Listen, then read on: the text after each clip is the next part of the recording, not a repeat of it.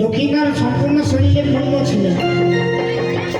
সেটি আমরা দেখতে পাচ্ছি লক্ষ্মীনারের হাড়গুলো একটি করে খসে খসে পড়ে যাচ্ছে আর মাংসগুলো একটি করে খসে খসে পড়ে যাচ্ছে।